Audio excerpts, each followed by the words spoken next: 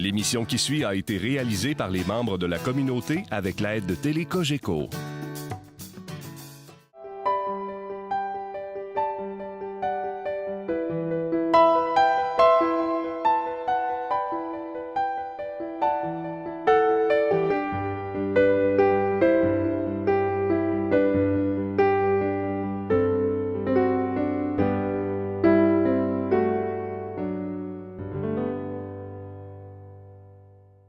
Bonjour et bienvenue à Signe d'Évangile. Aujourd'hui, je reçois M. Alain Foran, animateur de vie spirituelle et d'engagement communautaire à la polyvalente Hyacinthe de l'Orme. Bonjour, M. Foran. Bonjour. Alors, aujourd'hui, j'ai envie de démystifier avec vous ce que c'est l'animation à la vie spirituelle et à l'engagement communautaire. Donc, d'abord, dites-nous quand est-ce que s'est fait le changement? Le changement s'est fait au début des années 2000. Donc, en 2001, il y a eu le passage vers l'animation spirituelle, engagement communautaire au secondaire, et en 2002, vers le primaire. Donc, on parle d'une implantation là, qui est en place là, depuis environ une douzaine d'années. Okay. Vous êtes animateur de pastoral depuis un certain nombre d'années, puis quand il y a eu le changement, vous étiez là. Ça fait combien de temps que vous travaillez à l'animation? Je suis dans ma 28e année là, d'animateur. J'ai commencé en animation pastorale, évidemment. Puis au début des années 2000, je suis devenu là, dans le passage, l'animateur de vie spirituelle et d'engagement communautaire. Pouvez-vous nous dire en quoi les choses sont pareilles, puis en quoi ça a changé depuis le passage à l'animation à la vie spirituelle? C'est une bonne question. On pourrait en parler longuement. Avant que l'animation spirituelle, engagement communautaire arrive, moi, je dirais que dans l'ensemble des écoles secondaires du Québec, les animateurs de pastoral catholique là, qui intervenaient avec un mandat avaient déjà commencé, selon moi, une animation plus spirituelle. On n'était pas dans l'explicite là, de l'animation religieuse. Pour toutes sortes de raisons qu'on peut comprendre, là, le Québec avait changé et nos élèves venaient de générations où il y avait moins de référents religieux, beaucoup moins de pratiques religieuses. Donc, parler de Dieu ou de Jésus-Christ à l'école, de prime abord, c'était pas toujours facile. C'était une porte d'entrée qui n'était pas évidente parce que nos élèves s'y retrouvaient pas. Là. Il n'y avait pas de point de repère. Donc, notre animation était déjà plus spirituelle, mais on pouvait se permettre quand même, dans des activités, je dirais, là, un peu plus d'intériorisation, d'intégration, de se rendre un peu plus sur comment tu vis ça dans ta foi et que ça devienne un peu plus explicite. Puis, vu qu'on était dans des écoles confessionnelles catholiques, on pouvait se permettre de le faire, même s'il y avait d'autres religions qui étaient présentes. Avec le passage vers l'animation spirituelle, dans le fond, ce que ça a changé, c'est qu'on a, dans le fond, changé la perspective. On ne pouvait plus parler d'une façon explicite de la foi, parce que ça devait être plus le lieu des églises et des communautés. Donc, sachant qu'à l'école, puis que mon école s'est transformée, j'avais pas juste des catholiques, mais des musulmans, des bouddhistes, des athées, toutes sortes d'élèves finalement. Donc, la trame d'animation spirituelle s'est poursuivie, je dirais, et qui a été orientée plus sur les questions de sens à la vie. Donc, on sait que les adolescents se posent plein de questions de sens. C'est l'âge par excellence entre 12 et 17 ans. Pourquoi la vie? Pourquoi la mort? Pourquoi moi? Pourquoi les autres? Pourquoi pas? Donc, finalement, toutes les questions de pourquoi sont devenues un peu notre fil conducteur d'animation spirituelle. Mais là, quand on arrivait un peu au bout de ces questions-là, on n'avait plus le mandat, si on veut, d'aller faire nommer les élèves un peu plus. C'est quoi ta référence religieuse? Donc, je dirais que globalement, c'est un peu le passage qui s'est fait. OK. Mais l'élève peut vous parler quand même de sa référence religieuse, puis à ce moment-là, il trouve s'il l'ouvre à sa référence religieuse, vous êtes capable de... Oui. La nuance qui est importante, c'est que moi ou un autre animateur, une autre animatrice, je n'ai pas le mandat, j'ai même un devoir de réserve par rapport à nommer une foi ou nommer ma foi. Mais si l'élève en parle, c'est évident que je vais l'accueillir là-dedans, je vais l'accompagner dans ses questions. La nuance qui est importante, par contre, c'est que je ne dois pas faire, évidemment, aucun prosélytisme. Donc, je ne dois pas plus pointer ma foi, qui est ma foi à moi catholique, chrétienne, ou une autre.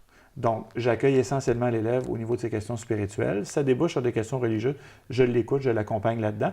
Mais quand ça arrive dans des questions peut-être un petit peu plus pointues, Donc, le défi de l'animateur de vie spirituelle, c'est de l'orienter un peu plus vers sa communauté croyante. OK. Donc, vous pouvez l'orienter vers sa communauté croyante. Pour qu'il puisse trouver des réponses à des questions, des fois qui sont un peu plus pointues, et je me dois de lui amener mes limites aussi dans le cadre de mon travail scolaire, où je ne peux pas aller d'une façon explicite sur ce terrain-là, que j'ai un devoir de réserve.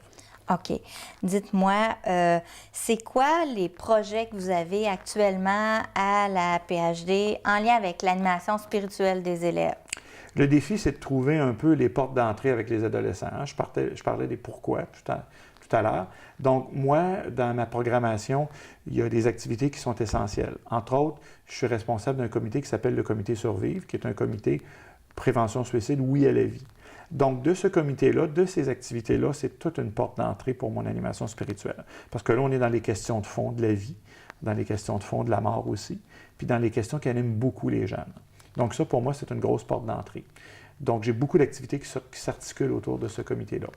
J'ai aussi, de par mon travail, puis ça c'est bien clair avec les autres professionnels à l'école, une porte d'entrée pour tout ce qui est des questions de deuil, de rupture, d'événements, je dirais, un petit peu traumatiques, là, quand on a des jeunes qui vivent des accidents, des décès de jeunes, des situations de suicide, comme je disais tantôt.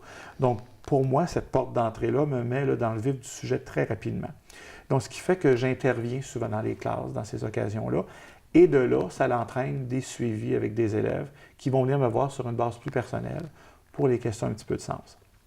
L'autre défi aussi de mon animation spirituelle, je dirais, c'est de profiter de toute la programmation d'activités que j'ai dans toutes mes activités, que ce soit du bénévolat auprès des personnes âgées, avec des personnes handicapées, avec des itinérants, avec des sans-abri, de faire ce qu'on fait en animation spirituelle, c'est-à-dire de la relecture.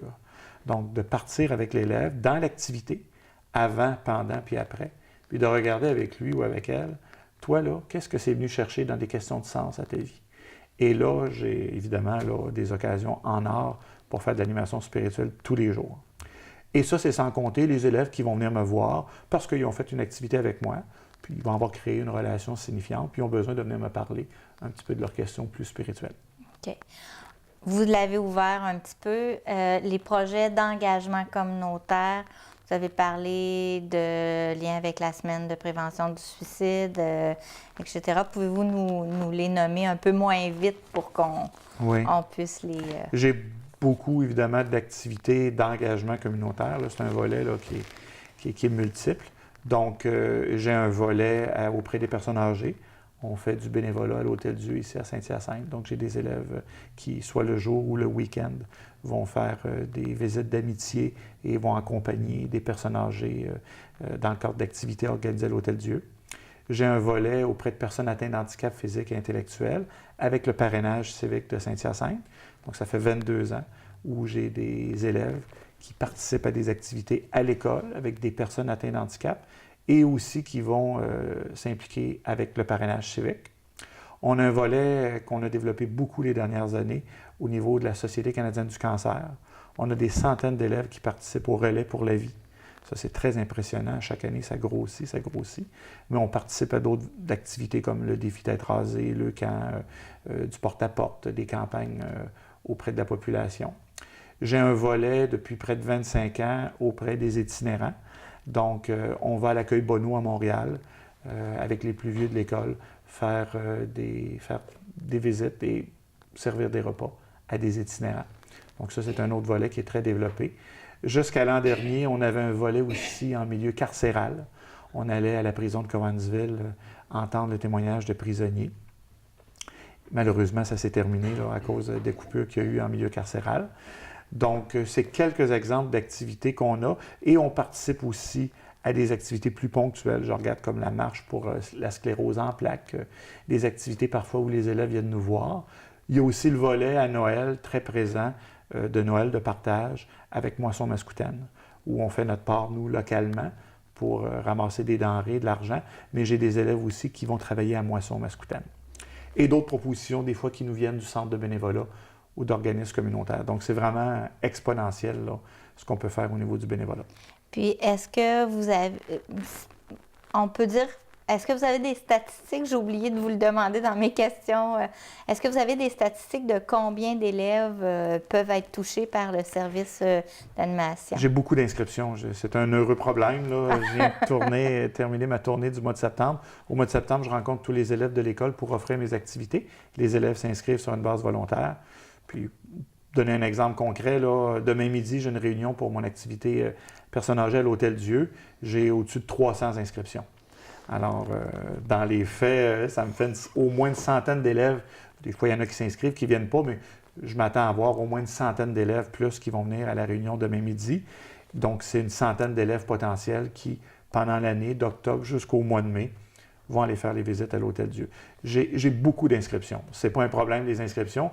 Le défi, dans une grosse polyvalente de près de 2000 élèves, comme c'est le cas ici à PHD, c'est de pouvoir donner suite à toutes les demandes d'élèves. Mais si ce n'est pas possible en secondaire 1 et 2, des fois, je leur dis, bien, ça sera peut-être plus en 3, 4, 5 là, que tu pourras trouver réponse à ton engagement communautaire. Ah, c'est merveilleux.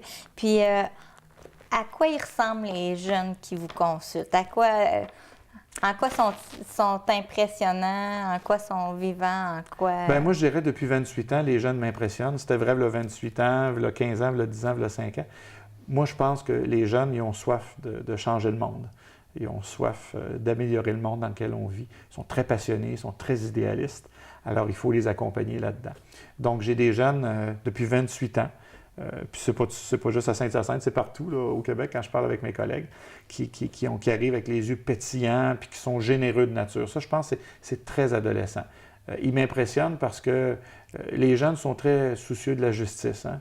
Puis de dire, là, c'est pas drôle quand quelqu'un est mis de côté, marginalisé, ce qui est souvent le cas de l'adolescence. Hein? On le sait, nos ados, des fois, vivent des situations un petit peu de marginalisation. Fait qu'ils le reconnaissent chez les personnes âgées, chez les personnes handicapées, chez les itinérants, chez les prisonniers, partout, ils le reconnaissent. Fait qu'ils sont appelés par ces situations-là pour rétablir un peu la justice sociale. Donc, pour ça, moi, ils m'impressionnent, puis ils continuent de m'impressionner. Le défi, c'est de leur faire réaliser puis de les accompagner en leur disant, bien, nous, les adultes, hein, des fois, avec nos structures puis nos façons de faire, avant de se rendre aux gens, il y a des étapes par lesquelles il faut passer, puis eux, ça serait tout de suite à midi, demain matin. Donc, il faut qu'on les accompagne là-dedans pour canaliser un peu cette belle énergie-là. Mais ils m'épatent encore. Puis même quand on dit des fois que les jeunes, on vit dans une société, ils sont individualistes, matérialistes, oui, comme tout le monde dans la société, là, on n'est pas différents les adultes, mais ils n'ont jamais perdu cette soif-là, je dirais, d'engagement puis d'ouverture aux autres. Avez-vous de la formation leadership un peu aussi? Oui, tout à fait. Puis dans la formation, entre autres, qu'on fait par rapport au comité Survivre, la prévention suicide, oui à la vie, il y a de la formation à l'écoute active, de la formation pour qu'ils deviennent des aidants naturels, qu'ils deviennent eux autres même des aidants dans le milieu auprès des jeunes. Puis ceux et celles, on voit qu'ils ont des capacités de leader, d'engagement, bon, on leur offre de la formation aussi. Puis dites-moi, c'est quoi votre rôle auprès du personnel, auprès des enseignants, des personnels de soutien? Bien, je pense que mon témoignage de ce que je suis, je pense d'abord, mais de mon rôle, fait en sorte que les personnels de l'école, ils se réfèrent beaucoup à moi pour toutes les questions de sens, pour toutes les questions de passage, pour les questions là, qui dépassent un peu des fois, là, je dirais peut-être des petites questions du quotidien. Ils vont me dire, on va t'envoyer un élève parce qu'on sait que tu as un accueil un peu inconditionnel pour tout le monde. Tu n'as pas de conséquences à leur donner comme tel. Tu es de leur bord. Puis tu as une option préférentielle pour les jeunes, puis tu as une option préférentielle pour les jeunes qui sont plus poqués. Fait que ça, même si on n'est pas dans l'explicite de la foi, ils le sentent. Puis ils le nomment des fois mieux que moi. Quand ils disent, bon, avec tout le respect qu'on a pour tous les professionnels qui sont dans l'école, le jeune, des fois, il a juste besoin de parler à un adulte signifiant, puis qui va l'aider à faire du sens de sa vie, puis à faire un peu une synthèse de ce qu'il vit. Puis ça, ils vont me référer beaucoup, les élèves, ou ils vont se référer à moi pour avoir un peu des conseils ou un peu des demandes au niveau de la pédagogie sur comment accompagner un jeune. Merci beaucoup, Alain. En tout cas, moi, j'ai été très intéressée par ce que vous avez donné et je pense qu'avec le témoignage de M. Foran, on peut se rendre compte que les jeunes sont engagés, qu'ils ont des gens pour les accompagner et que c'est pas vrai qu'il n'y a plus rien qui se passe au niveau spirituel. Alors, je vous remercie d'avoir été présent. On se revoit la semaine prochaine pour un autre signe d'Évangile.